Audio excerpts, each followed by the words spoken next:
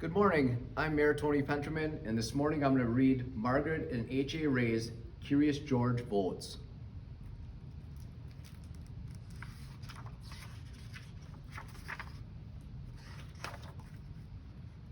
George was a good little monkey and always very curious. One day, George visited the school with his friend, the man with the yellow hat. "Wait here, George, while I talk to Mrs. Wolf," the man said, "and try to be a good little monkey. I will be back in a few minutes." George tried his best to sit still, but a school full of things to do would interest the curious little monkey. A class of kids passed by. George wanted to walk in the line too. The cafeteria buzzed with excitement.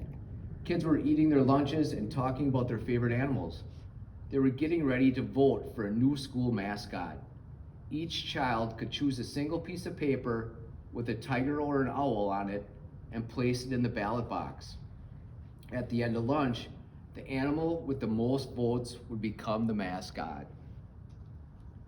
The bright posters everywhere were hard for a curious monkey to resist, even one who was trying to best to be good.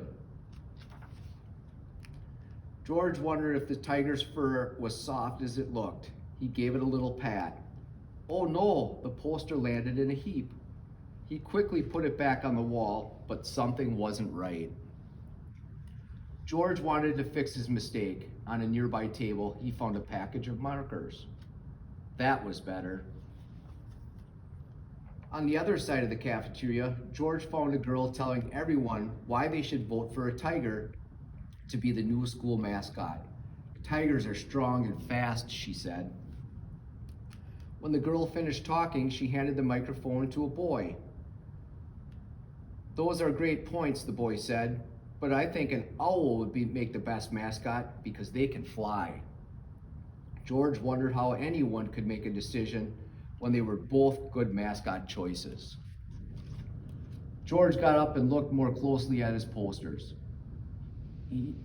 He tried to imagine what it was like to be an owl flying and hooting. Then he imagined what it would be like being a tiger roaming. He got a little carried away. Some kids were handing out stickers of their favorite mascot on them. George wanted to be fair, so he took a sticker from each kid. By the time George had gone all the way around the cafeteria, he was covered from head to toe with tigers and owls. George was proud of his new stickers, but when he got all the way back around the room, he noticed something in the cafeteria was really crowded with everyone getting ready to vote. The kids couldn't move around as easily as George. George wanted to make sure every kid got a sticker, so he went through the cafeteria handing them out. George made his way back to the front of the cafeteria. On the table with the markers, there was a big, strange box.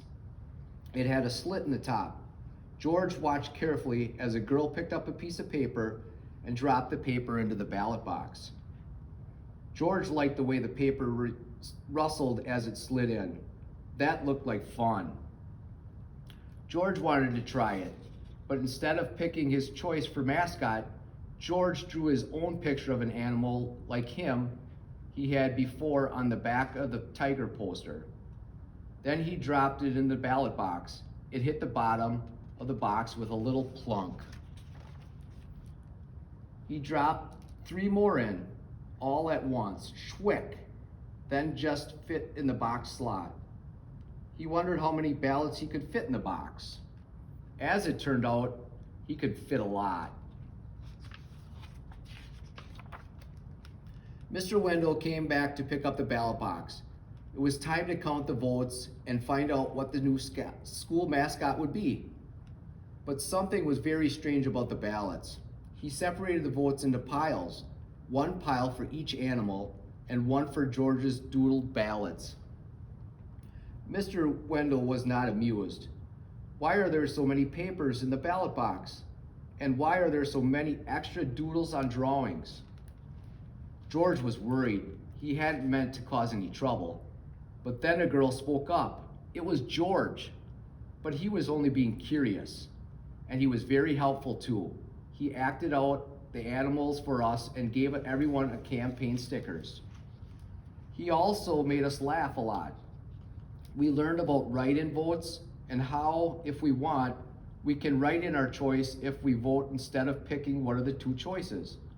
Well, that explains the ballots with the different doodles on them, Mr. Wendell said, but it also explains the most votes. There are 15 votes for the owls, 10 votes for the tigers, and 20 write-in votes for the monkeys. A monkey is a good mascot because they are curious about the world. George and the kids ate pudding cups to celebrate the new mascot. In honor of the new mascot, the teachers decided to have bookmarks made with a monkey on them. They could sell the bookmarks to help raise money to buy a costume for the new mascot.